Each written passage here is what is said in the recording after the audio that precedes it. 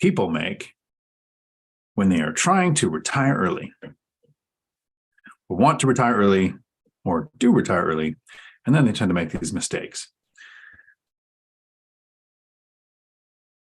Two, I think most people will understand. One, going to piss some people off.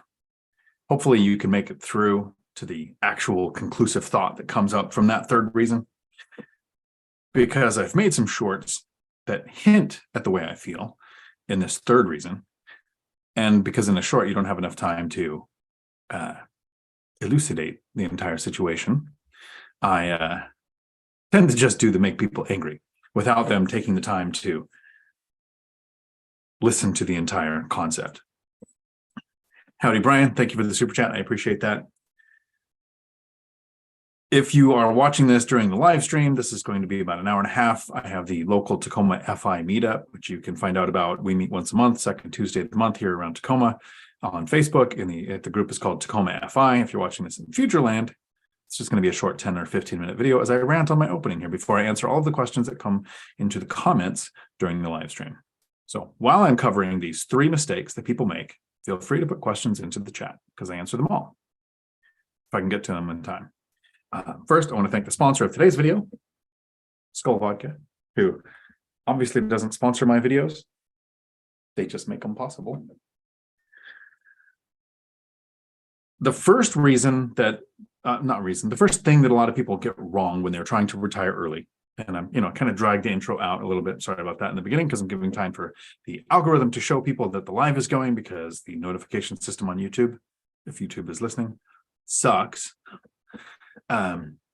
Is that people try to retire early or want to retire early with the wrong amount of cash flow from the wrong type of investments.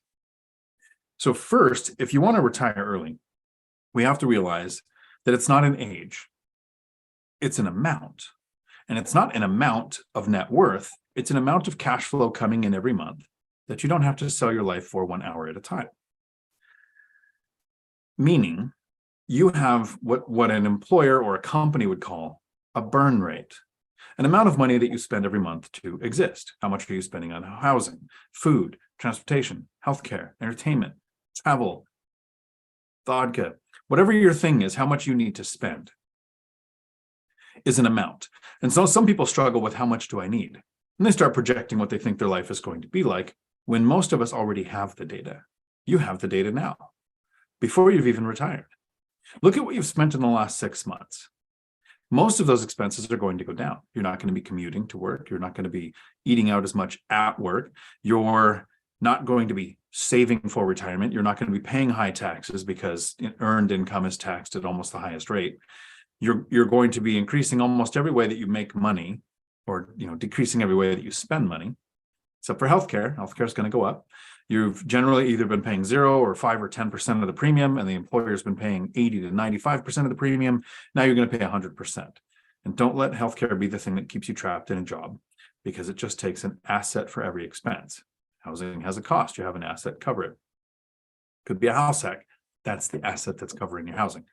How much are you going to spend on food? Have an asset, cover that. How much is your healthcare? Have an asset, cover that expense. So you're going to have an asset to cover every expense, or an income source that doesn't take your time to cover those expenses. So look at those last 6 months, look at your receipts, credit card statements, bank records. What have you been spending? You can pretty much project forward that that's at least what you're going to need. So the first thing that some people get wrong when they're making these three mistakes is they think, okay, if I've been spending, and for me, since I house hack, live for free, I was spending around maybe $3,500 a month. Right. So I said $4,000 seems to be my freedom number. If I have $4,000 a month coming in, I can at least live to the level that I've been doing. So that's the first mistake, is thinking you just need the amount of your cash flow. That makes you financially independent, meaning work is optional, but I wouldn't retire early, because now a major health concern, an economic crash, an event that causes whatever your income source to go down, the dividend stocks you invest in could change. The rents in your local market could crash because of enough significant changes in your area. We've never seen market rents go down nationwide, but specific areas can go down. So having just enough cash flow is not the time to retire. I use the 4X rule. and there's a math equation to this that's not really numbers as specifically, is the smaller amount of money that you need to retire, the bigger the multiplication should be. If it takes you $100,000 a month to retire, a 2x factor would be plenty. A 1.1x factor might even be enough. But if it takes you $3,000 a month to retire, I don't know that $6,000 would be the number that I would think is safe. So the smaller the number that you need to retire to cover your expenses, with me, with my freedom number being about 4,000, I chose the 4x factor. So when I had $16,000 a month in cash flow coming in, financial independence happened at 4,000, financial freedom happened at 16. So that's the first thing, getting the number right. The second half of this first mistake is the wrong type of asset. Some people will pick an asset, a dividend stock that produces exactly what they need, or using something which I don't use, the 4% rule for a stock portfolio. And I understand that the 4% rule is designed to anticipate a 10% increase every year to keep up with inflation, to keep up with paying taxes and the 4% that you're spending. If your passive source of income is a pension, a fixed annuity, or something that is not going to increase as inflation happens, if you don't choose the right number, the right multiplier in the beginning, and then it doesn't adjust for inflation, I think retiring early might not be the thing to do with that type of portfolio. One of the reasons why I chose buy and hold rentals, real estate, is because over time, rents go up. I actually have this strategy where my tenants ask me to raise their rent, and your costs almost stay the same, right? Your principal and interest basically stay the same until it's paid off, right? Unless you do something like do a cash out refinance, which I don't do, or take out a home equity line of credit. I don't do that either. That increases your cost on that asset. Your property taxes and your insurance can go up. And in my area, my insurance costs have gone up about 80%. An 80% increase in an expense sounds massive. But homeowners insurance was like $500 or $600 a year. Now it's $1,000 a year. Do I notice $50 per month, $70 per month on a rental, where the rental increase last year was $450 per month? No. So I want it to be in an asset class where the income grows with inflation. Inflation will actually make you richer, more wealthy. So that's the first mistake. The second thing that a lot of people do incorrectly when you're trying to retire early, and remember, this is not for people who are trying to retire. Specifically, the title, the thumbnail, the purpose of this video is people trying to retire early. What is early for you? If you're like my dad and you're going to work until you're 75 and die on a job site, retiring anytime would have been retiring early. But if you plan on working until you die, there is no retirement plan. If you think you're going to retire at a normal retirement age, you want Medicare, you want Social Security, you want a pension, that's retirement. Early retirement is, in my opinion, at any point in time before 59 and a half, maybe before Social Security kicks in at 62, which is when I suggest taking it, not 67. Sorry, Joe. We disagree on that one thing. A few other things too. But it's okay to disagree because there's no one right way to invest or retire, but there is a one right way for you. And for me, it was a retirement that had nothing to do with age. I wanted it to be when I had an amount of money coming in every month that I didn't have to work for. So if your plan is to retire early, meaning you want that 5 to 10 years that it takes to reach financial freedom to happen in your 20s, 30s, 40s, or maybe 50s, because I retired at 52 last year. I didn't start investing until I was 40. If you want that time frame to be sooner than normal retirement age, here's the mistake a lot of people make. Maxing out or contributing more than the match to any type of retirement account. Retirement account, by definition of that word, the word that they're using for retirement there means old.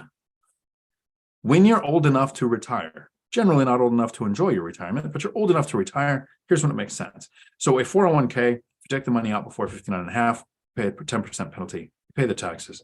You're hoping the taxes are less in the future. Have you met government? You're hoping to retire broke in a lower tax bracket where you might end up making more from your income sources. And you're hoping to retire after 59 and a half, right? So the traditional 401k retirement accounts don't work for me. I contributed for the match. When I first started investing, like investing, having money to put somewhere, I was maxing out my retirement account. I was putting in the maximum I could into the 401k because I wasn't investing in anything else that produced money. Once I learned how to produce money with real estate, having cash flow, I stopped contributing more than the match. Math told me to contribute for the match because it makes sense to get that basically 100% return on your money. Irritated me, hated it. I was locking up money. And actually, now that I've retired and I don't have W-2 income this year, I actually just emptied out the last of that retirement account that had any money trapped in it. The other thing, what people say, well, use a Roth or one of those IRAs where you can take out the money that you've put in tax-free. You can take the gains out later tax-free. Well, the point of a retirement account, the reason to put that money to work is compound interest. And even if you're using a retirement account where you can take the money out, now you're losing the benefit of the retirement account. So instead of locking money up in that retirement account, get the match. The tax benefits in real estate investing are better than the tax benefits of putting your money into a retirement account, because 100% tax-free in a retirement account is not as good as real estate. With depreciation and write-offs, I made a couple $100,000 in profit last year, literally $203,000 in profit, and I'm carrying forward a loss to where whatever profit I make in 2023, I get to use that against it. It's better than 100% tax-free. So that's the second thing is using those retirement accounts. The average person who doesn't learn how to invest and doesn't figure out a way to generate money by taking their money and putting it to work and wants to retire after 59 and a half, sure, retirement accounts are great. Max them out. Get the tax benefit. The video, the title, the thumbnail, the purpose of the video is for people who want to retire early. Okay, so as much as that one seems to irritate people, this third one, this is what really pisses people off. And so, hear me out, which means don't judge until the end. There is, so I've made some shorts recently of jokes about Dave Ramsey. I come out of what we call in the Northwest, a honey bucket. It could be a porta potty, a porta john, whatever you call it in your colloquialism is for your area. And I say, hey, look at this porta potty, this honey bucket. I just found the only house you can buy if you save up and buy all cash. And the people who don't know my content kind of pounced in the comments and said, hey, Dave's great. Get off his back. This is a troll or whatever the complaint was. Yes, you don't have enough time in a short to explain the entire thing. I just bought a house. I signed the documents yesterday, get the keys tomorrow, all cash. So do I think Dave is wrong by saying save up and buy all cash? No. Do I think that is good advice for somebody who wants to retire early? No. I have reached financial freedom. I have retired early, and the money continues to pile up. So I purchased a house all cash because it's what made sense. This is a house hack burr. Might refinance out afterwards based on the advice of Millennial Mike, or probably Millennial Mike, but Michael Zuber from One Rental at a Time, Matt the Lumberjack Landlord, right? They are smart investors who give me advice. We have different goals, different size portfolios. And so I might refinance out the money. It depends on what happens with interest rates and what happens with the market and my determining whether I want to keep growing or not. Because my goal wasn't a big number of units to brag about. My goal was the most amount of cash flow from the least amount of units. So you could say that sometimes people make jokes about somebody just to get on their radar, because you never know when you say things about somebody enough that you might irritate them. That this is a quote that I used to use a lot when I ran the truck driving school and I went in to testify and not testify, what do you call it? When you present to the Capitol, we had the higher ed committee, the transportation committee, and I would provide testimonials for different bills that were coming or not going. If you love me or you hate me, you're thinking about me. So yes, sometimes I make comments about Dave Ramsey. I think he has 3 awesome baby steps, whatever he calls them, steps. I call them baby steps, probably what they're called. The first, save an emergency fund, right? Get that. At the time when he did it, a million years ago, because he's my age, or maybe a little older, it was save $1,000. Get that $1,000, because it's some high statistic of over half of the people, no matter what their income is, couldn't handle a $400 expense without having to go into some type of dad debt, credit card, or take out a loan to do it, or whatever the issue is, right? So if they don't have, that's great advice. No matter what point in investing you are in, you should have a reserve account. And the second one, makes total sense. His second baby step. But then everything in the middle kind of sucks. His last one, which is give back, I totally agree with. So first two and last one, great steps. Everything in the middle, great advice for somebody who is, I want to say poor, but that's kind of an offensive word. I want to say somebody who's bad with credit cards, somebody who wants to retire later in life, wants to work for 30 or 40 years, like wants that traditional, normal, everyday life of the American dream that most people have fallen for. It's great advice.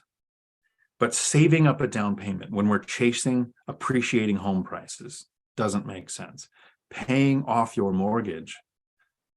First off, let's say you have 5 properties. You live in one of them, right? That's probably got the best interest rate because it was an owner-occupied loan that got it. So of those 5, paying off your personal residence would be the dumbest thing to do.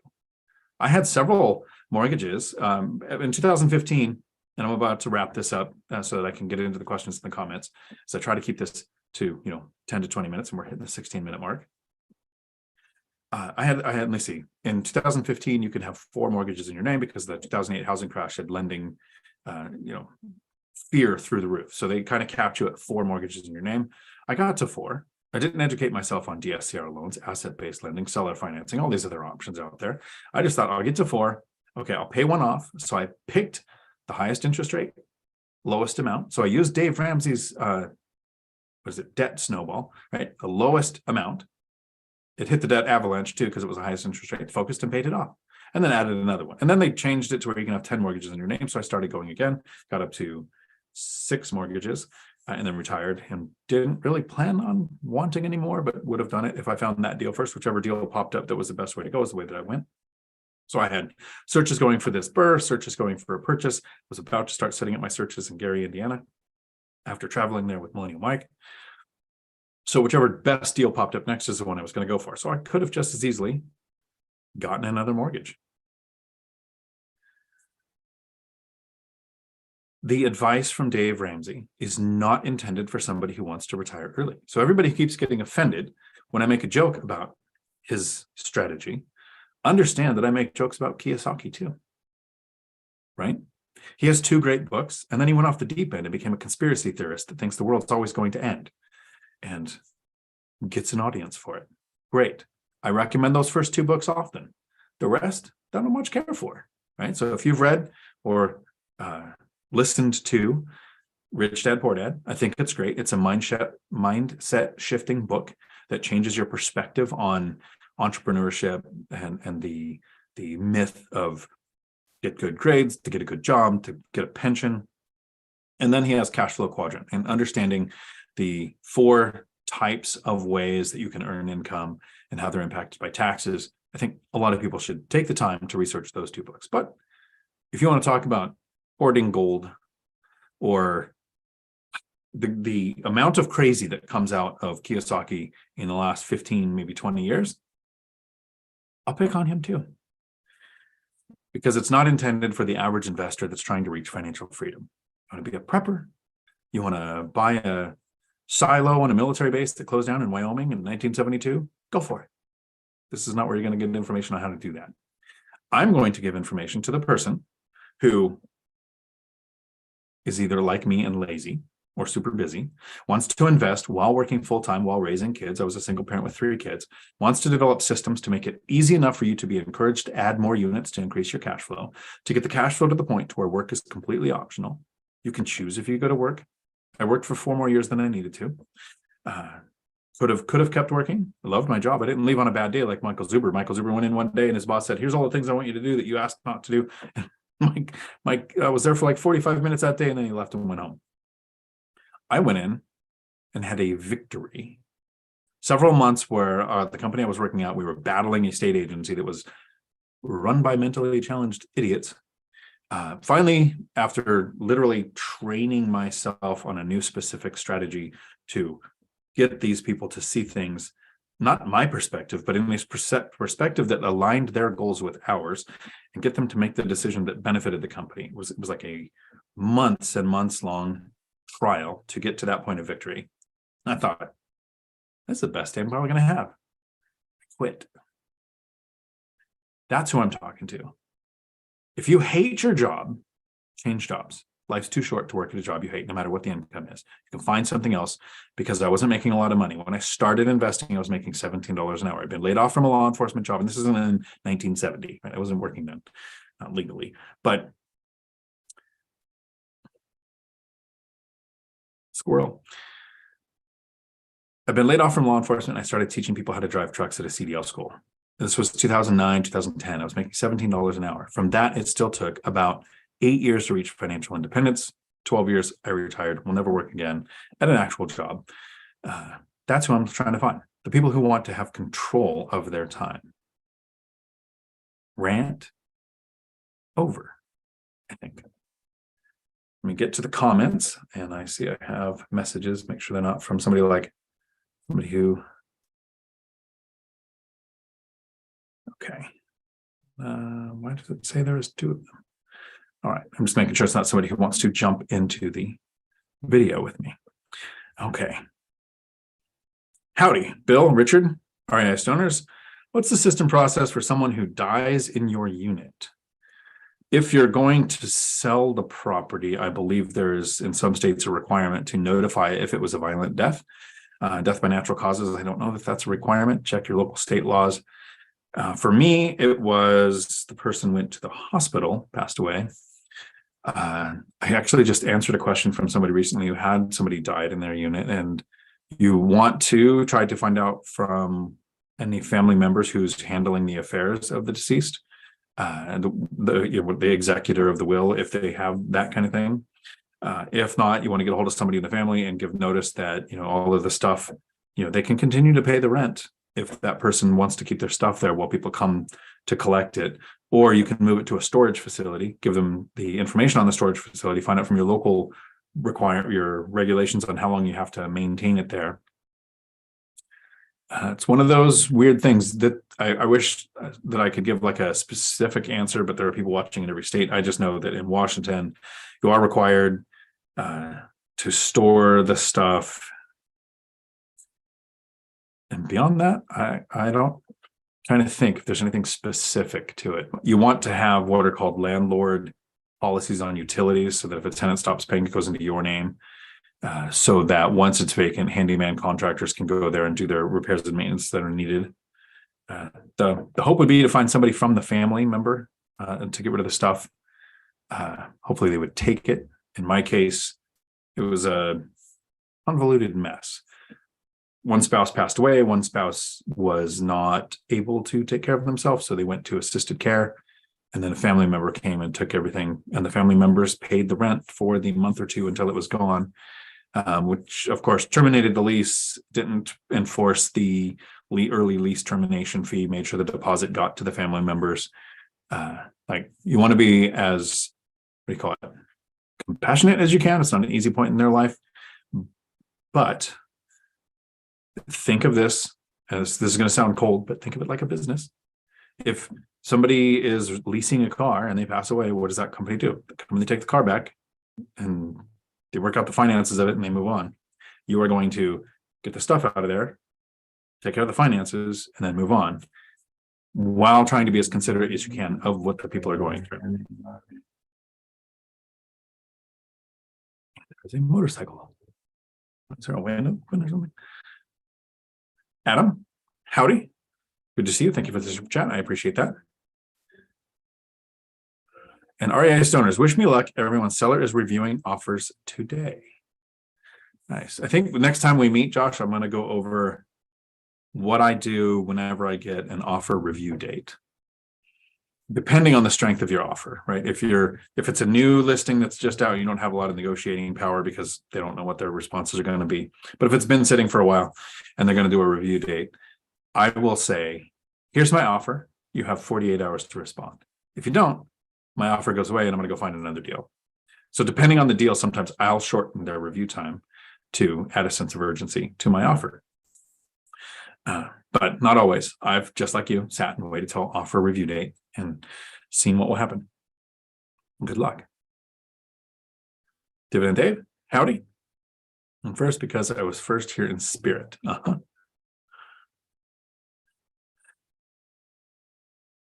And then, of course, Dividend Dave is asking Josh who he killed. He hasn't killed him yet, right? He used no tense. There wasn't already. It could be, he's planning on it. It's not taking care of it. Wealth building journey. Howdy. How is the chat this wild in less than 10 chat messages? Bill's message seems to be the relatively tamest by comparison, and all he said was first. Look up. Howdy. Dion, the Viking Warrior on recent purchase. Thank you. I appreciate it. I signed the documents yesterday. What's really weird is all of the purchases that I've used so far. So all of my purchases have been from the MLS, traditional lending. They've all had a mortgage. This is my first purchase with cash. So I have some photos of, just like anyone else, I'm excited when I go and I sign. And you sign a book of papers, like at least that thick, refinance, purchase a house or anything. But when you buy a property cash,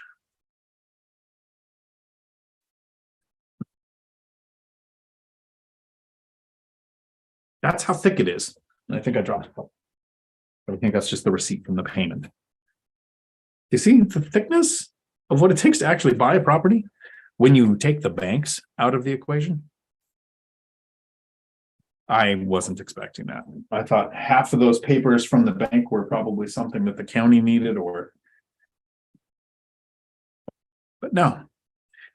The banks are in the logging business, apparently, trying to keep those trucks working.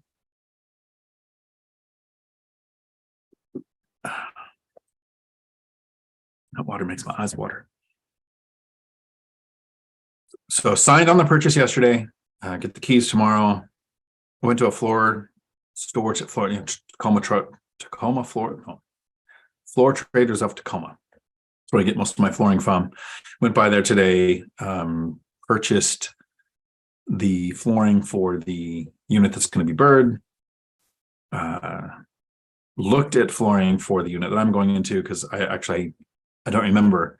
I know that one room has carpet, so that'll be going out. And another room I think has a throw rug, which might be on top of hardwood. So I don't know what that's going to be like. So I'll make that purchase in the future. And then I'm going to be moved in by July 1st. That's the plan. It's called all the stupid water, sewer, electric, gas. This has gas, which is not my preference. Only have one other property that has gas, just not normal in Washington to have gas. Most of your heat is like baseboard and much easier and less explosion-y from all the movies that you watch. I need to call trash, get all those things set up. So for the unit that I'm moving into, you just move in, put the utilities in your name. For the other unit, you want what's called a landlord policy for utilities. Right. So I don't need to add like trash, but all of the other utilities go into my name. And so my handyman contractors and everybody doing the rehab with me, I'll probably do some of the demo just because it'll be fun to do that. But so it's not an attempt to save money. I'll be living there and I get to make a mess, which is always fun. When the tenant moves in, the utilities go into their name. If the tenant ever moves out, utilities automatically go back into my name because right now this is a live-in BRRRR. I'm going to live in one unit while I'm rehabbing the other. And so I would want a power and water and all of that for the contractors that are doing that or repairs in the future if the tenant moves out. But 5-6 years from now, who knows where I'm going to live? So I might have both units rented out, not be even in the same state. And I want the utilities to automatically go back into my name, have automatic payments set up so that I don't incur late fees and that there is power if a tenant ever does move out. So those are the things I was doing today. If you haven't heard the numbers on my deal, how I found it, how I put it under contract, how I got it to the closing table, let me know in the comments and I will cover it. If not, I think you might have already heard it. Brandon, howdy.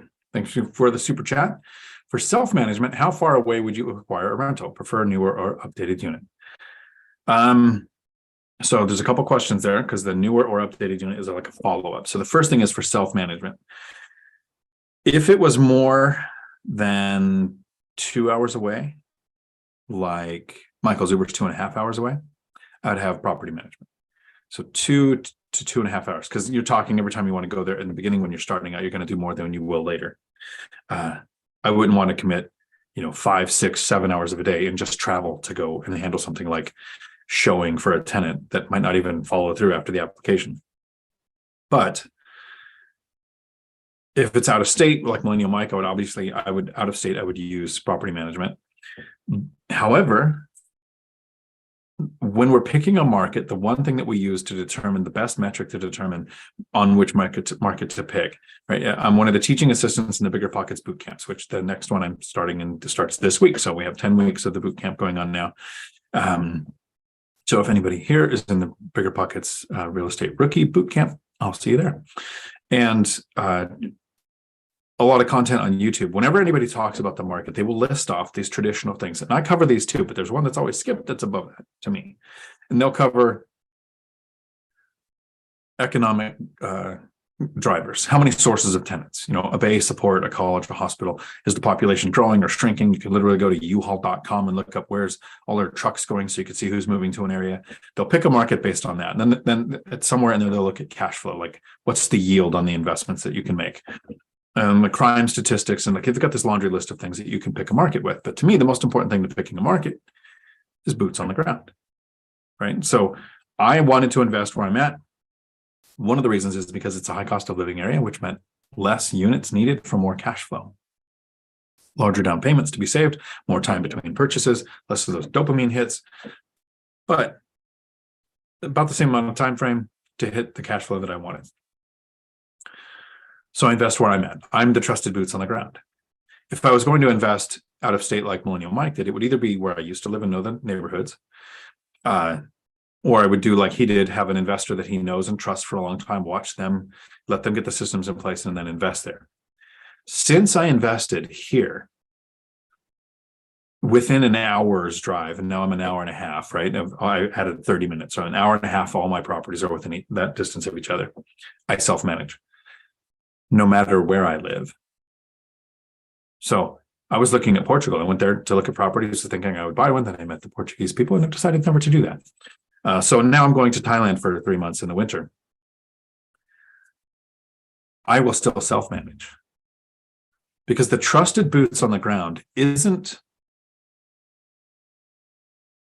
once you're in place and you have your handyman and contractors and the plumbers and electricians and you know how to get them in an area, you don't need to be there.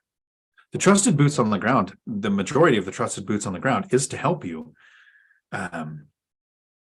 know which streets to avoid, right? Know what neighborhoods to avoid, to really kind of know the trends of what's going on. Once you purchase, it's kind of like a lot of people talk about your agent and your lender and your team that you got to build. Well, no, you dated the agent and you dated the lender. Well, they were great relationships, right? But once you acquire the property, what do they mean to you? That lender, that they're not the one dealing with your mortgage. Even if it stayed in-house and the bank didn't sell your mortgage to someone else, they're not handling the payments. It's the systems that you put in place for your handyman, your contractors, your plumbers, your electricians, you're knowing that area, knowing who to avoid. Once that's in place, I would self-manage from another country and still not have a property manager. I think when first 5 years of investing, I kept thinking, okay, I'm going to self-manage. Eventually, when I retire, because at that time I didn't know I was going to retire so soon. I thought I would work into my 60s, and cash flow just gets ridiculous after you've been doing this for a few years. So I felt stupid going to work. But I was thinking eventually I'm going to get property management. No. If I invest in Gary, Indiana, which is still possible, I will have property management because it's not an area that I know. I don't have any of those systems in place. I don't have the handyman to call. But here, since I lived here and developed the relationships with all the people in this area, it's not needed. Let me see. I want to make sure I want to answer Brandon's question there. How far away for a rental? Hour and a half. I prefer newer or updated units. My current purchase was built in 1939. I'm doing the update. Factored it into the price. So I prefer occupied, right? Tenants in place. That generally means power, water, all that stuff works. Usually it has 100% of the time in my case, but I'm sure it's possible to purchase one where that's not the case. And the updated is the second thing I look at. So a newer unit, I don't like anything newer than 2005. I don't know that I've seen anything newer than 2005 in my entire state that would cash flow. They're generally a long-term play that should be owned by a hedge fund to make money there. I'm looking for things that will cash flow day one. Generally, that's things that are built between 1980 and 2000. Right? I think 81 to 90 two. I think it's the bracket that all my properties were in, except for two. I purchased one that was built in 1921, but updated in the 90s. And then I purchased this one that was built in 1939. That unit that I'm going into was updated probably 10 years ago. But the other side has been vacant for 10 years. So I prefer not newer, but updated and within a bracket of figure out in your market, where's the sweet spot of which properties seem to have the best depreciation, like they have lost value from being a new build, but still get cash flow. Ironically, in my area, a home built in 2020 or 1990 will rent for almost the same. Age of the building is not something tenants look at. Square footage is not something tenants look at. Those are things owners think of. So I hope that helped that question, Brandon. Wait. Yep, Brandon. And then Tony Carr, howdy. Sorry, I missed the super chat on my question. Okay, good. Thank you, because I will look through, find it. Here we go. With your offers, do you always use the strategy not to go above or increase your initial offer, like in your recent purchase of 400? So not always. Good question. That was a strategy for this one. Is I knew my number and I just made it. And if I got it for that, it was a screaming deal. If I got it for anything less than that, meaning my margin was less, so meaning why I paid more than that. Sorry for the confusing grammar. Words are hard. I am disappointment in my grammar. I wouldn't have wanted to do the work if my margin compressed to then add the additional work. That's why it was my hard number. I have done escalation clauses, and I believe I absolutely caught a listing agent in a lie. So one of the duplexes I purchased, 325, third purchase, I think, 325, did an escalation clause to 350. Agent came back and said something ridiculous like, the seller liked your offer because you put to the decimal point what your in this purchase 20% down was to the other two that came in were the same price, but they just said they use the number 20% or 25% or whatever the thing was. In an escalation clause, if you have two numbers that match, they escalate. So it would have escalated. So I don't even think they had the other offers. So agent thought I was stupid, which I can understand. Usually whenever it comes to negotiation, though, here's how it'll go for me. Tony, it's very similar to that. This one was, here's my offer, and that's firm. And when they countered, it was firm. It was countered, it was firm. The last one, when they countered, I had another deal, a deal that I have recently. Who did I send it to? I sent it to in the course. It was, I don't want to say his name just in case he's pursuing it, but I sent it to somebody who's in the course. And so they're looking at it now. It was a good deal. It was the price I wanted. There was a couple of other issues. So I didn't want my money possibly tied up in two deals. So what I did is I told my agent, I'm pulling my offer to go for this one. Here's how it goes. And this is how it went on another one. Listed at 1.25, I offered 1.1. They countered at 1.2. I offered 1.1. They said something else. And I sent an email saying, if they counter again, my offer is 1. Right? I make an offer, they make an offer, we counter and meet in the middle. That can work. I make my offer at my best and final. And that's my best and final. My agent knows it. My agents that I work with know it. That takes all of the thought away from me. This is as much as I can afford to pay. I'm going to offer to pay that.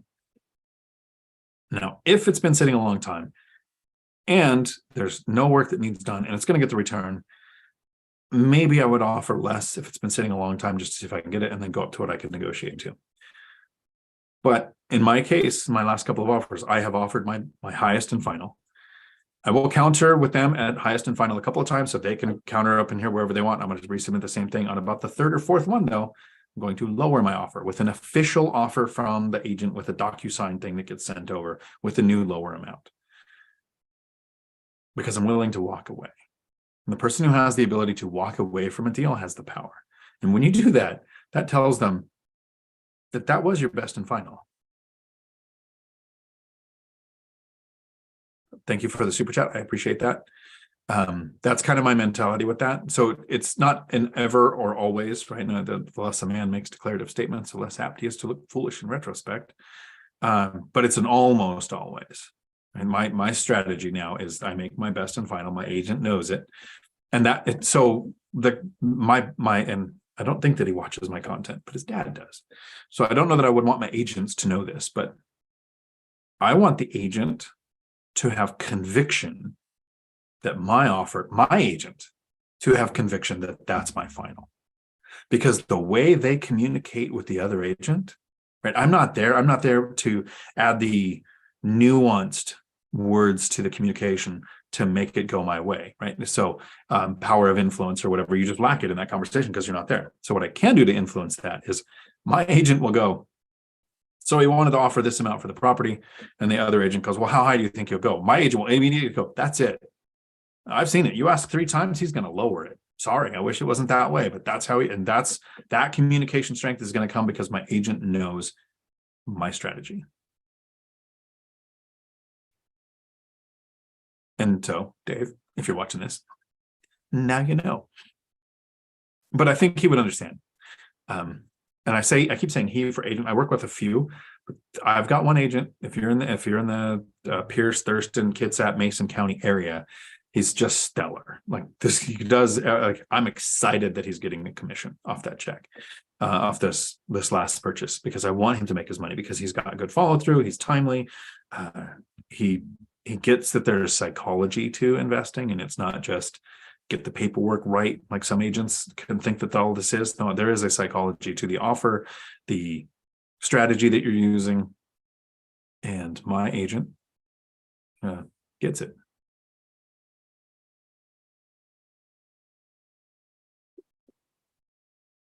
Go through these questions and make sure I'm not missing any super chats because those go to the top of the questions.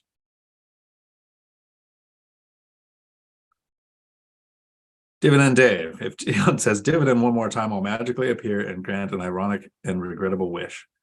Anybody who's ever played Dungeons and Dragons knows that a wish is the most misinterpreted on purpose words possible. Yes, nerd.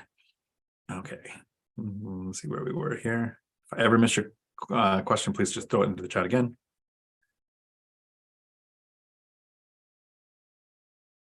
57 for me when I want to retire. Tiffany, nice, cool. Yeah, it's you. All of us have a timeline. What is our career? What do we want to experience? There is a time, and age I don't think should be tied to an account or a system that releases funds on a certain day. Kind of like some people really want to work, pensions are kind of going away, but some municipalities, school districts left to, like law enforcement, firefighters, you'll have different pensions. And they don't do the research. So they're 25 or 30 and they start this job.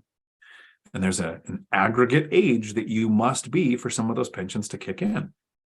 The military reserve gets this, where your time in service and your age have to equal a certain amount, or your age has to equal a certain amount.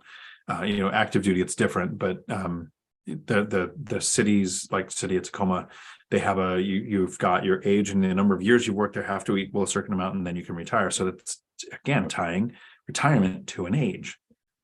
Why do they care what age you are on your pension? I mean, yes, the younger you are, the longer they're going to pay it, but you earned it.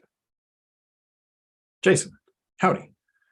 55 is retirement age for me. I need to start buying. I have 10 years to go. There you go. If you have 10 years, I think as long as you're not starting out with $89,000 in bad debt and you're not making a lot of money and you're raising 3 kids by yourself, I think 10 years or less is very doable. Peter, howdy. Just had a newborn, so things have been busy. Congratulations. Just bought a second property after saving up and renting out my primary. Awesome. Working on skills to get a higher paying job to continue to buy the buy box path. That's like cookie cutter, exactly what I'm talking about. You want to be increasing your income. I would say often maintain or decrease your expenses, but adding kids, we'll both say expensive and more costly than not having them. But adding the cash flowing rentals right now. Some people, Peter, will say, I want to invest so that my kids will have a good inheritance. And that's Good. My kids will inherit millions. That's not my problem. I'll be dead. Other people say, I want to reach financial freedom so I can spend more time with my kids. Right? That's important. I think Matt, the lumberjack landlord, has a unique situation where he works from home, gets to spend a lot of time with his kids. So he's not as motivated to get that retirement done so he can have more time with his kids.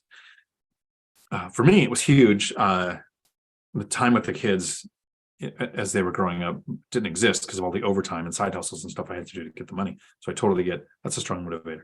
The best thing we can do for those kids, your kid was just born, not becoming a financial burden for them when you are too old to work. I have friends whose parents didn't plan, who didn't try to earn a lot, who didn't, tried to enjoy life, took all these mini retirements, changed jobs, no pensions, no savings, no investments. And so their kids in their 30s and 40s now are car insurance, cell phone, anytime a big repair comes up. So these are financial choices that are now impacting their kids. So if you're investing at the time while you're having kids, you're setting yourself up to not do that to your kids. And sometimes people don't realize how actually expensive a small expense can be. Let's say one of your parents reached out. I need $1,000. Whatever, car broke down, something, right? I believe everybody's just going to go, sure, mom, dad, okay, $1,000, here you go, no problem. But here's what I want the parent to think, the person who has those kids. If you right now invest $1,000, put that into the down payment for a rental property, and you get an average of a 10% return. And my property's got a 10% return year one. Almost all of them are 20, 30% returns by year 3 or 4 because rents go up, mortgages almost stay the same. So let's just cap it at 10%. It's just a 10% return. That $1,000 that the kid is helping the parent with is costing that kid $100 a year, every year, forever. Not just the rest of their life, but their kids' lives, their inheritance. So the math of time shows you invest $1,000 or give $1,000 away when that investment would get a 10% return, which just demonstrated gets exponentially better over years, but we're capping it at 10 just for simplicity. You're costing that person $100 a year, every year, forever. Don't do that. Jason, howdy. Congratulations to Peter on the baby and the purchase. I'm not going to ask you which one you're more excited about. The wealth building journey. Catching back up about 5 minutes ago, and I sound like a chipmunk on double speed. It's good stuff. Dividend Dave. $8,000 a month in rental income and goodbye W-2. Nice. Expert witness. Yeah. So expert witness is my side hustle. The thing I was struggling with because I have the memory issues. Which is always fun because I never know if that's like the 5th time I've said it in this video. Was testimony because it was on a subject. So Laura Samaniago, howdy. Good evening. Dan, howdy. When you first started investing in real estate, if you had enough money to put a cash offer on a multifamily, would you? Or would you spread it across multiple properties? Great question. And I want to be really careful. I want to articulate this right because this is a very important point and question that you're asking. I never want to say, do as I say, not as I do, right? That's like bad leadership, bad parenting, bad investing advice. So I'll put a caveat. Don't compare financially free year 12 to starting out, right? I purchased a place all cash because I don't want more units. I don't want to keep adding units. I want to put the money to work. I'm doing a house hack in an area where I want to live. Like there's all of these other things that went into it. When starting out, if I had all of the money, I would definitely spread it out. I would do a 5% owner occupied because you're going to get the best interest rate on your owner occupied property. So that's the one I want the least amount of equity in, the most amount of leverage because it has the best interest rate. And then I would spread if you could buy 100% of one property, you could probably buy 3 properties with 20 or 25% down and then keep a reserve. So I'd have at least 3, one that I was house hacking, all small multifamily. You might have to expand your search. You might have to get creative like Millennial Mike did and go to another state. I had to, for 10 years, I invested in one area. But this last year, interest rates have doubled, prices went up, rents in my area went up a little. They went up in 2021 a lot, but 2022, 2023, they haven't gone up as much. Prices haven't come down and interest rates doubled. So in my area, I wasn't finding the deals that I was looking for. So I expanded it. And now that I've closed on my property, the other two places I was looking at were Kitsap County and Mason County. So I normally invest in Thurston and Pierce counties in Washington, not King County because I'm not stupid. And but I added those two counties. Remote work has caused people to expand how far that they will rent from because they only have to go into the office once or twice a week. Some are 100% home. And I'm going to give a real statistic from my actual life. If you take out all the truck drivers that I know, and I know a lot because I ran a truck driving school for over a decade, trained a couple thousand people a year for the last couple of years, take truck drivers out of the equation. 50%, half of everyone that I know works remotely. So in those two counties, rents have equalized where they are in the two counties where most of the work is because of the commuters. Prices haven't yet. So in those two counties, I was finding prices for 80% of what I was getting in Pierce and Thurston, where rents used to be 80%. So it was kind of an equal balance if you went out further. Well, now you have the same prices and the same rents. So I found, well, I don't know how many offers I actually made. I think I made 5 offers, 2 got accepted, 1 I backed out because the seller killed the deal with re-signing new leases, low amounts for a year. So I would spread out the money for one across multiple for the power of leverage, right? If you have $100,000 to invest and you bought $100,000 in stocks, or you bought $100,000 in real estate, the idea is the $100,000 in stocks, you own $100,000 in stocks. So if it goes up 10%, you gain 10 grand. With the $100,000 in real estate, I want to buy the place where that's the down payment, right? So 25% of $400,000 is $100,000. So now if my $400,000 purchase goes up 10%, just like the stocks did, I gained $40,000 plus the cash flow, plus the principal pay down, plus the tax benefits, right? So one of the strong, depreciation is awesome no matter what, but one of the strengths of real estate is leverage. 30-year fixed rate debt. When you add owner occupying to it, you get the better interest rate. So definitely, that's how I would do that. Blue Wookie, howdy. I'm gonna get to your question in just a second. I see Rob did a super chat. Thank you very much for that. Got a midterm rental other side of your new duplex. No, I'm too lazy. I'm doing long-term rental and I might do the roommate thing, right? So I could travel and be gone all the time. Not all the time, most of the time, 10 months out of the year, probably. Is 10 months of traveling too much? So no, I'm not going to do midterm. If I do decide to try those kind of things, it's going to be short-term rental in one of my single-family homes. I own one single-family house by itself, and then another I have is a single-family house with a duplex. One of them is an ADU. Don't know which. But the single-family houses by themselves, I would do short-term rentals there because I don't want short-term tenants next to mid or long-term tenants. And I haven't done midterm because for me, that's tenant turnover that has. I have to find tenants. I would rather, it's weird. I know we kind of associate with short-term, midterm, long-term. So we think that long-term is super lazy and short-term is super active. Short-term, it's posted on a platform.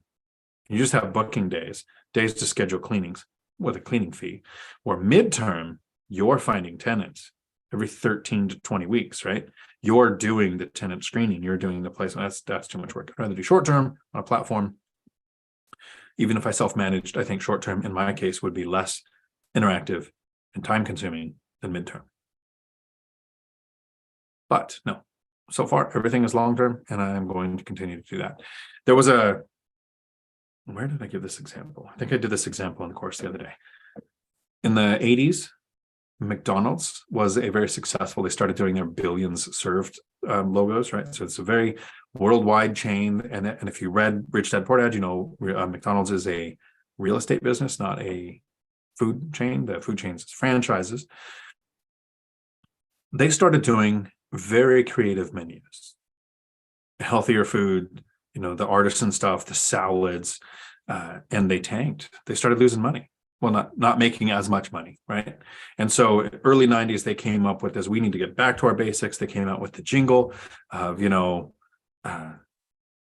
I'm loving it, or whatever the McDonald's jingle was. And they went back to the Big Mac and they really pushed it, and then they were successful, right? So as you're growing your investments, you're going to be tempted to go, I understand real estate. And Frank asked the great question the other day. It was, we're kind of considering these different paths, but I feel like maybe that's too many. And no, it wasn't too many. Too many is, should I do long-term rental, midterm rental, short-term rental, crypto, stocks, start a business, start this other kind of business, REITs, syndications? Like, you spread out into all these different assets. You don't have the bandwidth, most of us, to understand that many things well enough to perform well in them. But if you're in real estate, the temptation is usually, I can optimize by trying this different strategy, versus, what are your basics? What are you good at?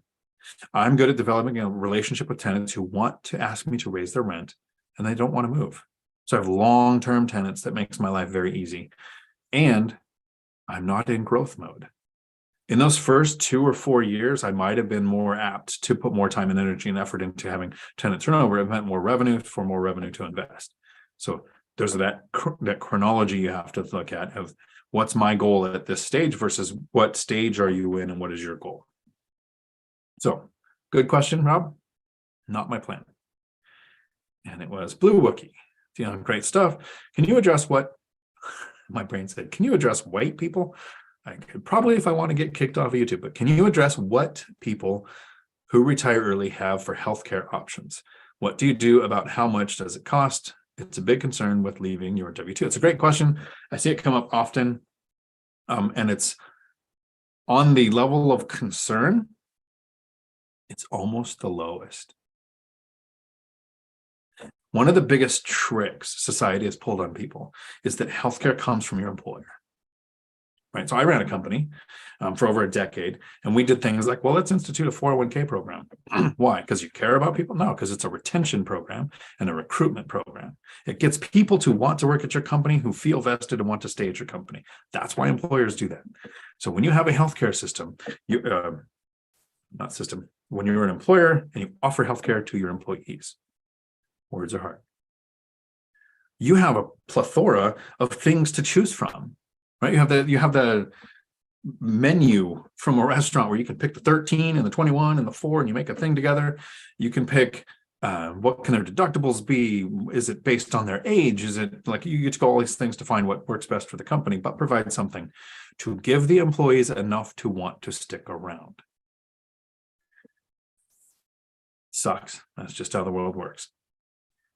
The employer is just paying the premium under healthcare. So now you want to buy assets that take the place of the employer. So you have one great option that I'll cover in a minute. But the first one is, you can go and join some groups. There are religious groups that you can join and say, okay, we have an aggregate healthcare system here. They have solo. You can call around and get quotes. If you move out of the US, it's about 1/10 of the cost for the same healthcare. There's like I don't know if it's like Regents or Blue Shield or any of those, but you get the same thing out of the country for like $60 a month for a couple, instead of $1,600 or $1,000. But here is how you get healthcare if you invest in real estate. So if you have a pension and income and all of these things you have to worry about, you might want to just go with regular healthcare. But it's not the CARES Act. ACA, America Care Act, Obamacare. I don't know if you have political affiliations or whatever. I don't care. I don't. But it's based on your income. And the less money that you make, the more you are subsidized for this healthcare. If you invest in real estate, you have depreciation and write-offs, even though you make a couple of $100,000 in profit. That's what your income looks like. So healthcare, very affordable if your income comes from real estate. Now, eventually, your mortgages are going to be paid off. You're going to be at the end of your depreciation schedules, but you're going to own paid off properties that you purchased in 2023 or 2020, and it's 2050 rents coming in, and then you'll be paying for healthcare. You'll actually be paying, you'll be making so much money, you have to pay taxes. And everybody's like, well, I don't want to pay taxes. I want to make so much money, I have to pay taxes. Do you get the difference in tone there? So yes, that's the concern in healthcare. I've got so many people I've talked to say, well, I just go, I have to work because I need the healthcare. And I'm like, okay, so you're going to lose. Now I want you to think of the two-tiered system here. First, you're going to lose 40 to 60 hours a week to be considered, well, 38 or 2 or whatever it is to be considered full-time to get the benefits. Okay, so you're giving up all that time instead of buying an asset that produces the $1,000 or $2,000 a month you need per person in your family to generate that healthcare. Lumberjack Landlord created an LLC to pay his couple of his people that work for him to have this company that exists, so he gets the healthcare through it. And then with a family with currently, I think, 3 kids under 5 and a spouse, his healthcare is less than $3,000 a month, right? So a couple of assets to cover that, or work, 32 to 60 hours a week to have that job. Because that's the first thing. But it's a two-tiered system. Can you imagine how much better your health is going to be when you don't have a job that has you sitting in a chair for 10 hours a day, or a truck for 10 hours a day, or breaking your back doing hard, tree work, or getting shot at like Millennial Mike, all of the risks to your health that come from having a job? When you can sit back and go, okay, today, it's Tuesday. I'm probably going to go and have dessert at the Tacoma Phi meetup. I'm going to do a live stream for an hour and a half, but then I have 15 hours of the rest of the day to go. Do I want to work out? Do I want to play video games? Do I want to go for a 7-mile walk along the Ruston waterfront? Like, your health will be so much better when you take the having to work out of the equation, that the healthcare issues become a lot less of a problem. Don't work for healthcare. Buy assets to cover the healthcare and let your retiring early benefit your health. Running that company with all the stress, no matter what job you have, no matter what job it is, there is stress you don't know that exists. I ran a CDL school. I got to set my schedule. I got to do employment, hiring, termination, contracting. I was in charge of 60 people. I was the president of the company in the last like 5 or 6 years I worked there. When you're the manager, you have to make it look easy, so employees that have problems can bring them to you when they don't think they're going to stress you out, right? So you have to seem approachable. When I retired from that, if you had asked me a year before retiring, what do you think of your job? I would say I love it. It's great. It's the best job I've ever had. I could do this till I die. It's great. When I stopped and I realized the mountain of stress that comes from people relying on you, whether that's employees that work for you, employers that employ you, customers, whatever it is, and you take that stress away, you'll lose 10 years off your face. Your heart will be healthier for you're going to add 15 years to your life. The sooner you can retire to take away that stress that you might not even realize is there. That's how I would handle healthcare. So, Blue Wookie, that was a great question. JMC, howdy. Love your content. Thank you. Somebody had to. Now there's 2 of us. Quick question. For your taxes, is your personal taxes and your real estate properties taxes are merged? Does your accountant deal with it in a specific way? How's the process? So whether with real estate, whether you have an LLC or not, all of your taxes and income are yours. The LLC is called a pass-through entity. In 1996, the IRS determined all sole proprietor LLCs to be disregarded entities. They don't even exist. So I'm just adding that to your thing so that if it's in my name or in an LLC, doesn't change it. Adding the LLCs increases the amount of work for the CPA. So what I have, easiest way to answer your question, if you go to diontalk.com, I offer 3 things on there. You can book an hour with me. I have a course for the lazy person on how to reach financial freedom, and for free, I have the binder strategy. So the strategy that gets my tenants to ask me to raise the rent is on there for free. So diontalk.com. In the course for the binder, I have my seller financing letter, the thing that I will tailor to each offer to go off of seller financing. And I have my spreadsheet. The spreadsheet was designed with me and my CPA. This is the information that the CPA needed. Whether your properties are in an LLC or your name, they're going to need these things. So you get it for free. Just go to diontalk.com, sign up for the binder course, which has a cost of $0. And you can download the spreadsheet. It has 2 tabs, 1 tab for income, 1 tab for expenses. The income tab is broke down for which property that the income is coming from. I have which month it came in. It's probably not needed. That was something I added for me to track it. The CPA just wanted the total aggregate at the end of the year. And then any other income you have, like I have a storage shed on one that a tenant had me add, and they pay for it. And then if you collect water or any of the utilities, your income goes there. Then the other tab is expenses. And those columns go, how did you pay for it? Cash, PayPal, debit card, ACH, whatever. So the tracking source, so that if you're audited, they know which one of your documents to go and check. The date that it was done, where it was, Lowe's, Home Depot, OnlyFans. You got the amount and the taxes. So you want the taxes separated from the amount, because you get the way that the CPA would explain it much more better than me, because that's good grammar. I'm getting a phone call. I will call him back. I should answer it. I'm going to answer this. Hey, don't say anything. You're on a YouTube live. Are you all done? Do you want me to just pay you? Okay. I'll send an amount. You let me know if it was sufficient. Thanks. All right. Sorry for that. I'm going to have to Venmo him some money now. That's how hard it is to be a landlord. He almost uttered an entire word in that call. Totally distracted me. Sorry. JMC taxes person name. Okay, so in the thing, so you got where the taxes go. Taxes, you get like a full write-off, and then the write-off amount can be scheduled differently. You have some things that are amortized, some things that are scheduled, and then after that it goes to the property that it's assigned to, and at the end there's a note section. And in the note section I put what it is, because some things they can write it off over years, sometimes they can write it off immediately. So all that's in there, free in spreadsheet. Let me Venmo money. No, that's not how I pay him. I got ACH him. This is how you can self-manage a business. Everything is done. Text, email. That was a phone call. I don't know how often I get those. Let me send money.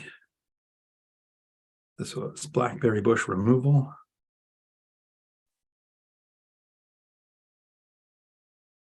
And that is not what I want to do. Why is my brain not working?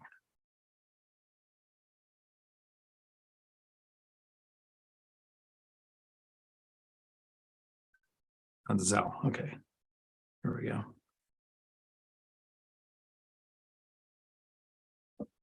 And then I always do a tip. Why do you tip people when they do work for you? Because then they answer your call.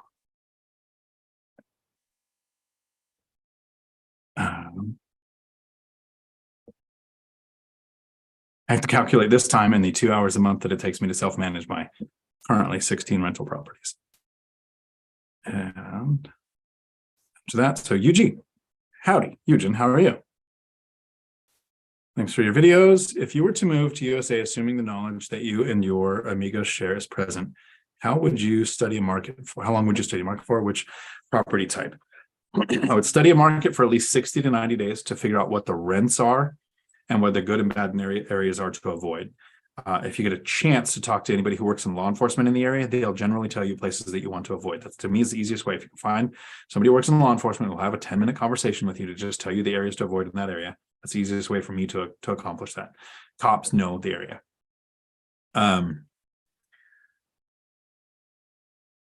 So 60 to 90 days to learn that, learn the rents, figure out the prices. In that amount of time, I would probably study single family homes, houses with ADUs, and small multifamily, like duplex, triplex, or fourplex. The reason I would say at 4 units or less, Eugene, is fixed rate debt, 30-year fixed rate debt. Depending on you coming here, lenders are going to want to see 2 years work history in the field that you're working in. So you're going to have to find lenders that, if you're moving here, are you still working in the same field? If not, you're going to be starting a new field, which might limit some of your lending options, which could push you towards what are called DSCR loans, debt service coverage ratio, asset-based lending, where they look at the property and how much it's going to produce more than you, or seller financing. DSCR and asset-based lending will you sometimes do a higher interest rate, so it's not as good, but it is an option. Then studying your market, single family, house ADU, or small multifamily, which one gets the best return, right? The best yield. So the most amount of return on your money. For me, I was trying to do single family houses. I wanted to buy homes, live in it for a year or two, buy another one, live in it for a year or two, and just rinse and repeat. But in my area, single family homes don't tend to cash flow. So I went for duplex, triplex, or fourplex, but I'm looking for houses with ADUs as well. So that's about how long I would do that. So 30-day, 3 months to 6 months. So I think if you do anything less than 3 months in an area, I don't know that that's enough time to really learn the areas, really get the rents down. At least 3 months. Over 6 months, if you're not finding deals at cash flow, if you're not finding anything that gives you a yield, look at the different assets from single family, small multifamily, house with an ADU.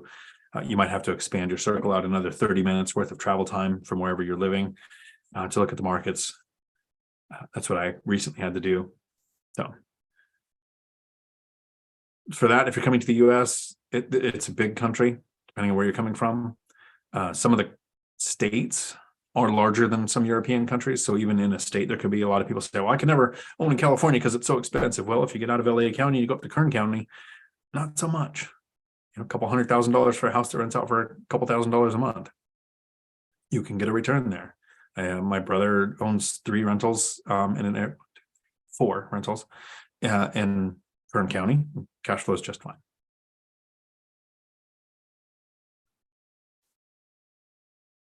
Oliver, howdy, from Texas. Hope it turns out in your favor. To Josh, me too.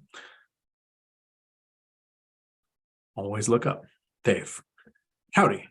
When looking at property and current tenants are on month to month, is that a red flag or normal for Washington? It's normal for Washington, Dave. That's almost everybody that I don't do this, but almost everyone that I've encountered here has a lease for a period of time and then goes month to month. Like they're just, we'll just do that. No.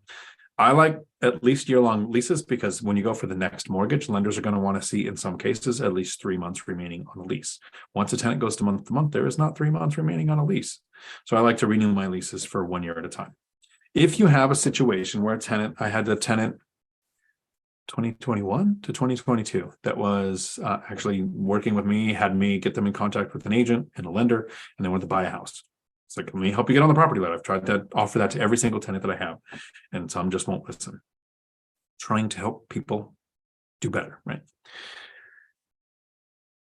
So we had a 1 year lease while they were hunting for a house with a $50 lease termination fee. So if they found the house, which they did, and I think it was almost at the end of the lease anyway, there's not a real big concern for the tenant on terminating the lease. But when I went for any more loans, the lender would see a lease with more than 3 months remaining. So it is kind of normal for here. It's not a red flag for me. If you have tenants in place, ask to see proof of rents.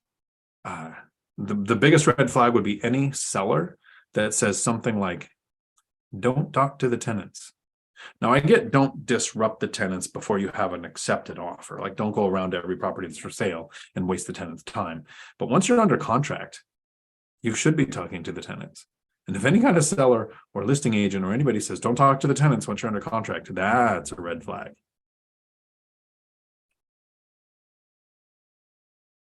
No, not a single sheet of paper. It was about 4 or 5 sheets of paper. There, it was. Of course, I'm trying to do it without sharing everything. It's like, yeah, it's like 5 pieces of paper compared to the books that you sign when you do it with a loan.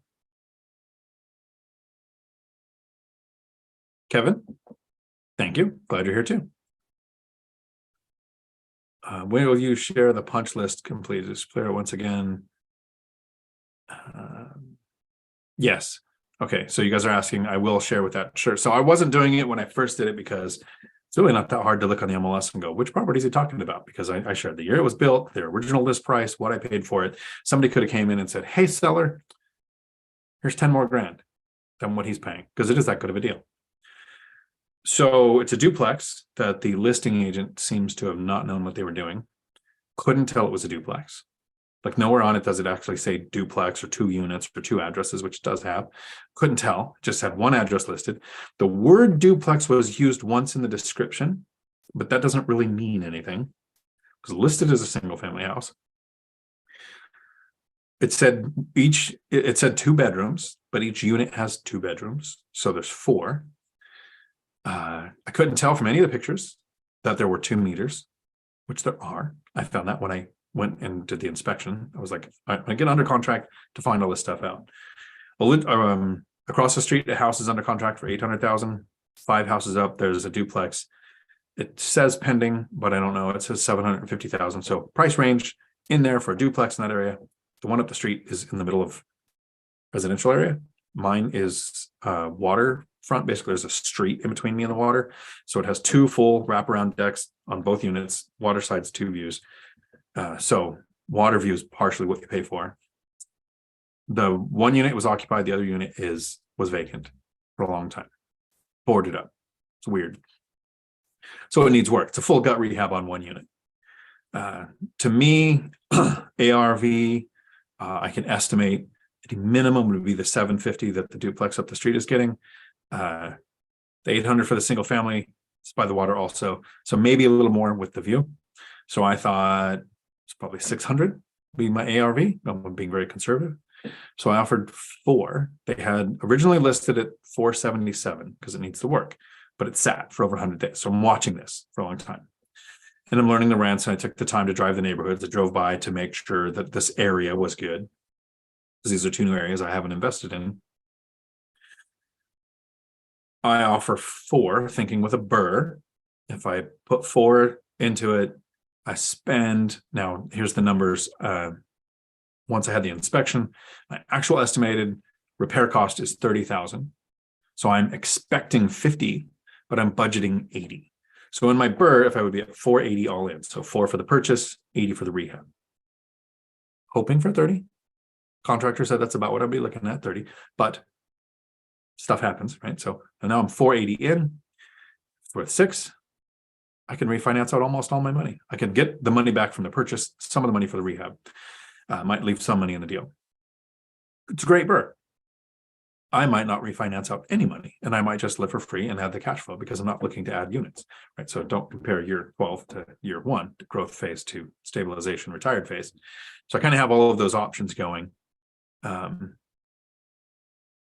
almost everyone that I've talked to that knew the property that had been watching it too, so they took what? They took 4? Because it was listed at 477, they dropped to 444 after 100 days. When I offered 4, they countered at 422, and I offered 4 again, and we settled at 4.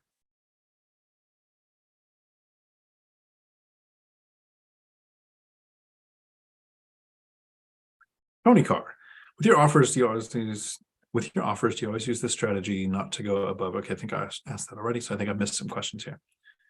Haven't heard the details of your property. Thank you. Thank you, Laura. Howdy, Michelle.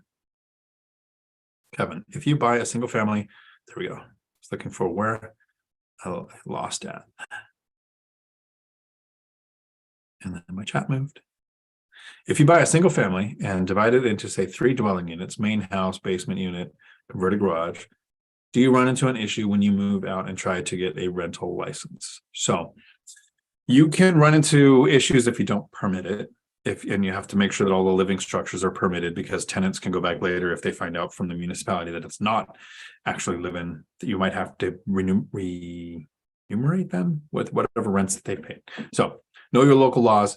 You can run into issues when you try to sell it, more so than when you try to rent it. And then apparently in some places where you live, you have to have a rental license. I have one city where I have to register my rentals and pay it's like $12 a year to have a registered rental, but it doesn't give you a license. My state, I don't know that there is a thing called a rental license. And if there is, that would be news to me. So depending on the area that you're at, I know that there are some states, if you have a certain number of units and you're managing for anybody else, you have to actually have a realtor's license or something. So you have to know your local laws. That could be very specific to where you're at. There are some times where somebody builds out a place that you can rent, but it's not actual living space. So when you go to sell it, there's my nephew was buying a place and it had 2 mobile homes on it, and one of the mobile homes was legal and one was not. And really all it impacted was for the appraisal, the other mobile home, which was for some reason not conforming, was called storage. So it couldn't appraise for the value of 2 living structures. So that's where you can run into property problems when you try to sell. Kind of like when Eugen moves to the United States, you have a foreign tax when you go to sell that doesn't impact you as much when you're renting, but when you go to sell, you have to pay 15% of the gross value. So not of the profit, right? If you buy a property for $1 million and it goes up in value to $1.1 million and you sell it, you're going to be paying over $150,000 in taxes on just that, what's it, FAFSA tax or whatever it is. So selling becomes more challenging if you're a foreign investor. Selling becomes more challenging if you have a place where all the living area isn't conforming and can match what the appraiser needs. So you want to permit everything as much as possible. Some cities are easier to deal with than others. I have one city that's stupid and the rest seem to be okay around here. If you have it as a living area, and one of the biggest things is, so if you have Section 8, they're going to want it, they have like a list of this is what makes it a bedroom. A certain square footage could be either 80 square feet or 100 square feet, depending on where you are. 2 ways in and out, so a window and a door or 2 doors. Source of power, source of heat, some areas maybe cooling. Not a problem in Washington. Is there something else that's required to make it a living space? Closet, right? And the closet can be defined different in different areas. So Section 8 has this list. For other areas, you really want to be more safety conscious. Like a closet doesn't make a room safer, but 2 ways in and out does, right? Smoke detectors, those kind of things. So make sure you're doing all of that as much as possible to the legal standard of your area. It's not so much a problem when you're renting. It's more of a problem when you sell. If you do something like have a living space for a bedroom that only has 1 way in and out, you set yourself up for a lawsuit if somebody's injured and can't get out because of that. So I would avoid that for legal reasons, but for permitting, it's going to be more of an issue when you sell than when you rent. Andy Borsch, howdy. How are you? I'm almost marvelous. I finally moved into my first property, house stack, single family house with ADU. Congratulations. There was a storm during the moving. Any Dion tips for making moving to a new property easier? There was a period of time, and the meme now associates this with age, where you call your friends to move, and you know, when you're in your 40s or 50s, your friends are too old to do a move for beer and pizza, right? Find the local moving companies. There's probably several where it's just a guy who owns a truck and has 1 or 2 employees. So 2 guys in a truck, starving college students, college hunks, whatever you want to call them. A local moving company. So I wouldn't go with like Atlas Van Lines or one of those ones where they start at $5,000 or $10,000 to move your stuff. I've had all of my stuff moved from one place to another for about $250 with a local. It was like $90 an hour, and then I gave the tip. Get everything packed up for them, make it as easy as possible. But find a local moving company that charges by the hour, and then hunt through them all. Find the best deal. That's how I move from one place to another. The lazy way. The last one to move to the fourplex, I literally called. I said, here's the 2 addresses. I'm going to work. Everything was moved by the time I got there at the end of the day. Easier if you have coded locks. You don't even need to be there to let them in. Josh, congratulations. Thank you. Appreciate it. John L. Howdy, a little late, but still here. How's everyone? Thanks for killing it. Thank you. Jason, when you self-manage, who do you have show the units? Have I ever had anybody else show the units? I do it. I have a video coming out with Dana, the CEO of Hemlane, on their new virtual showings where you have a type of lock that the person gets a one-time use code to go and show the units. But here's how I do it. I was listing on apartments.com. My last 2 rentals I put out on Hemlane. Hemlane puts it on 30 platforms, lets you dispatch handyman to it. If I'm out of the country, I can actually step up for a month to the higher tier and send a leasing agent out to do those kind of things like property showings. And they now have, she talks about it in the video that'll be coming out probably next week, on, it's like, you don't even go, she had a term for it. forget what the term is. The tenant, self-guided tours. The tenant does the tour. I've done that in the past when I had the Arlo system and I have coded locks. Just let the tenant in, change the lock, change the code once the tenant's gone, applicant's gone.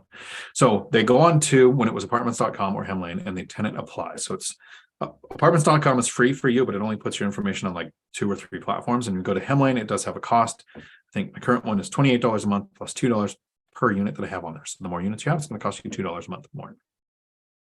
But it puts it on 30 platforms. The applicant can find it on whatever platform they found it. Apartments, Zillow, all the different platforms are out there. The tenant pays the application fee. So you're going to have applicants that reach out and say, look, I don't want to pay the application fee until I see the place. And then you have other people who just pay the application fee because they really want it. If they do not want to pay an application fee, which I totally understand, it's an expense for a place that they might not take, I will set up open house. I will say this Wednesday evening or Saturday or whatever for these 2 hours, I'm going to be there. If you want to come and see it, this is your window of opportunity. This is an open house format. So there might be other applicants there looking at the place too, just so you're aware. If somebody pays the application fee, I'll usually schedule an appointment to go and walk through and do the showing with them. I think if I had more tenant turnover, I'd have a better system. But I'm at 12 years now. I've had a total of 4 tenant turnovers ever. I'm about to have another one. I have a guy in the Air Force that's, I think, getting orders to go somewhere else. So I'll have another tenant turnover. The new place I'm moving into, once rehab is done, I'm in the other unit. It'd be pretty easy for me to go show it. So generally, it's been me. If you're not comfortable with that, just have a friend go with you. And if you're really just not comfortable with meeting or talking to tenants, you might be the type of person who needs a property manager.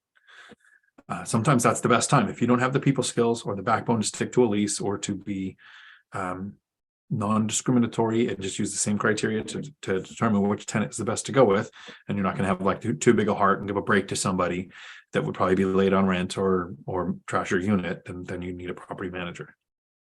Trucking landlord. Howdy. Timely topic. I've picked December 31st, 2023 as my last day of driving. Nice. Good, clear to do it at the end of the year, so next year's taxes are a lot simpler. JMC, howdy.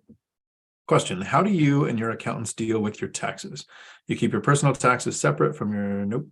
I answered this on the other question. This is a great question. What's the process when dealing with your setup for an accountant? One spreadsheet, tab for income, tab for expenses. And then, until I had the over $250,000 to spread out to 2 banks, because I just didn't FDIC insurance, I had one checking account, one saving account, one credit card, and one Excel spreadsheet for the whole thing. All personal, all business, all went through the same thing. You're going to hear people that are my age or older say, well, you need to have a separate account for everything, and you need to, and I put on my boomer voice there for a second. But have you met the interwebs? You can literally open up your bank, type in the name of the property that you've assigned to whatever expense, type in the name of the building or the company that the expense was at, and all of those pop up for the last year. When you're audited, and I was it 2018 or 19, the CPA, I pay that like $140 a year. If you're audited, the CPA goes through it with you. I pay for that insurance every year, but only been audited once. They get the documents. You can send credit card statements, you can send bank receipts. So it doesn't matter if you have 10 bank accounts or 1 bank account, the information is the same to them. So it's not like they're printing out 50 forms and have to flip through everything. They go in and can look up specifics. So as simple or as complicated as you want it to be. Look up. Question, do you have a building inspection on your most recent cash close? I did. I don't have lumberjack landlord skills of having done dozens of rehabs, so I don't trust myself when it comes to looking at specifics. Like right off the top of your head right now, can everybody name the type of electric panel that you shouldn't have in your property and you should replace if it's there? I know it's specific something, but I don't know anything more than that. And I don't know if there's 3 other versions of that are even worse. But the home inspector will. So yes, even though this is a cash purchase, I didn't have an appraisal. I think Matt, the lumberjack landlord, does an appraisal because he's going to use that as a carry forward when he does a cash out, which I'm not even sure I'm going to do. So I didn't do an appraisal. I did do an inspection. Inspection report is kind of a to-do list on things that will need repaired and replaced. So yeah, I recommend doing that. That is my get ready for the Tacoma FI meetup. So I'm going to look through the questions really quick, see if there's any super chats that I missed. Dividend Dave, howdy. Buy a new Burr kitchen with this. Congrats. Nice, I will. The new kitchen is coming through Matt the Lumberjack Landlords. If you take his course, you have access to his, and he has quoted me so far, depending on the dimensions, and I think it's actually, it could even be less because the dimensions might not be that big, 5,000 or ish for the kitchen. And with having watched, there was a members only live where Matt came and we did like a deep delve into his purchase, what it looked like when he got it, what it looked like after. If this looks anything like what he did, that isn't double, that would be an amazing price for the kitchen that I plan on putting in. I'm going to wrap this up because I've got to get to the Tacoma FI meetup. If you are in or around Tacoma once a month on the second Tuesday, which I believe is today, we meet. Thank you, Tony, for putting them together, managing them. Tony is a friend of mine that is investing, and we have done a channel on midterm rental, how to compare properties with midterm rentals. I need to have him on again. We're supposed to be setting that up here pretty soon. Beth Traverso, howdy. Congrats on your closing tomorrow. Thank you. I appreciate it. I would be out there now if I had gotten the keys, but I don't get the keys till tomorrow. So, Bill O'Connell, please don't poke the LLC bear. Did you see BiggerPockets video today saying you need to get an LLC to protect? I did see, I don't know, I didn't see the one today, but I did, the LLC bear. David Green, who I almost always agree with everything, is I think he's super brilliant. So you guys have heard me struggle with putting sentence structure together tonight on a couple of things. David Green can speak 3 or 4 sentences ahead of where he's at now, so he gets the tone and inflection right on the words he's using. Like, I'm impressed that anybody who's worked in law enforcement has that skill set. So I really like it. But he was talking to somebody about their LLC, and he said, I agree. Well, a lot of people think you want to do it for the tax benefits, and there aren't any. And then he followed it with, you really only do that for the protection, of which there is none. So I don't know if that was the video you were talking about, Jordan. Yes, I did notice. I know I'm not going to get on the LLC rant. Doing Shauna as a risk to your health, to Rob. And Surf Marco took back a message to make me lose sleep tonight. Adam Collin, managing properties on a live stream. Awesome. I am sorry for the distraction there, but I have a handyman who will do, like, at the drop of a hat, like this was literally blackberry bush removal. I could call a landscaper, I could schedule it, or I could call him and go, hey, look, you want to make this much money? This is what I need done. He was on the way saying, okay, what are the rest of the details? That is somebody that during a live stream, I will make sure gets his money. Mark Ham, howdy, Ninja Vanish, howdy. Mark, hello, Dion. If an area has a few listings listed for that 750 price, how did you get it at above 400,000? Why was it listed for sale for 477? I guess, I mean, well, if you went out to this town, it's a town called Port Orchard, where in 2020, 2019, these properties probably would have been 200 or 250,000. But properties in Washington State had 24 and 19% appreciation a couple of years in a row. So homes are selling. Single family homes are selling for $400,000, $500,000, $600,000. Duplexes are selling for more. You get close to the water, that price goes up exponentially. So I came up with 400 because I looked at the math of what do I think I could refinance out. I was looking at this like a burr, like if I had to use hard money and I had a timeline and I had to refinance it out. And I was looking at it like it wasn't a house hack. So anytime I run the numbers on a house hack, I take me out of the equation. What if I couldn't get the owner occupied low down payment? What if I couldn't get the better interest rate? What if I had to put down 20 or 25%? What if I had all the units rented out when I was done? What number would make sense? Based on the days on market and the psychology of round numbers, when I saw 477, I thought, that's too high. I'm going to watch, but that's too high. When it went to 444 and I saw 477 and 444, I thought, this person thinks in numbers. Like they have that synesthesia of numbers. Like some people can feel a color in their mind.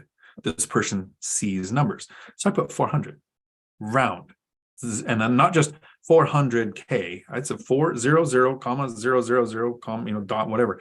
All the zeros laid out. Because that psychologically was a number to that person who right now was thinking, they weren't thinking, what do I think it will appraise at? What do I think I could sell for? What do I need? That was just numbers that were similar. So I went for a very similar number. And then I was comparing it to a market that I was new in. So I was very conservative. This, I think, would have made sense at 450. I probably could have paid 450 and still had a good deal out of this and spent the 80 grand if I needed to. But at 400 and maybe only doing 30,000, this is a screaming deal, right?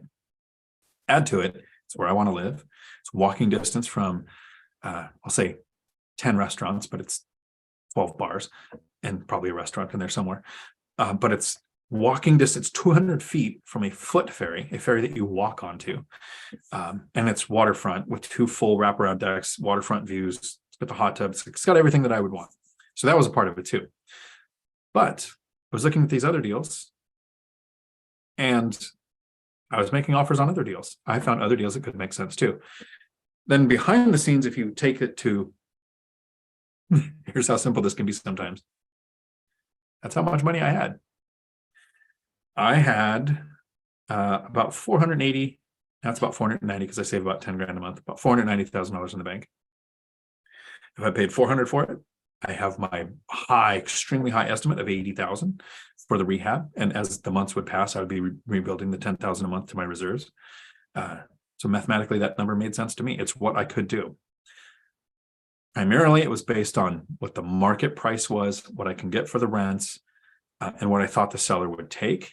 But a fallback on that is it's how much money I had to do a self-funded BRRRR. And so for about a year, maybe 2 now, I've had several searches going, and I'm going to have to wrap this up because I have to get to this meeting. So if there's any other questions that are coming in, I'm sorry, I'm going to miss them. As I saved money, the search for my self-funded BRRRR started off at 300,000. Then it went to 350. Now it's at 500. I was doing 500,000. I was looking at 500,000 or less for self-funded BRRRRs because if something was at 500, I had the amount for the purchase, but not the rehab. But if it's at 500 and it sits for a long time, like this was at 477 and it sat for a long time, if I was only looking at 400 because that's what I had to do the purchase for, and then I had the money for the repairs, I never would have seen it. So, and this was actually something that I found in a new market. So I had all different ways of finding properties, but on my search, the search would every now and then, every couple of months, I'd call my agent and say, hey, let's take this from 4 to 450 or 450 to 500 on what we're looking for. Because the longer it sits, even though it's above what I can handle, I might be able to make an offer like I did that made sense. And with that, I'm going to have to wrap it up here. Anybody that's here, that's coming, I will see you at the Tacoma FI meetup tonight. If you want to find out about that on Facebook, the group is called Tacoma FI. It's a free group. You don't have to be in my course. You don't have to invest in real estate. Some of the investors there are crypto, stocks, entrepreneurs, or just people who want to figure out how to retire early. Thank you all very much.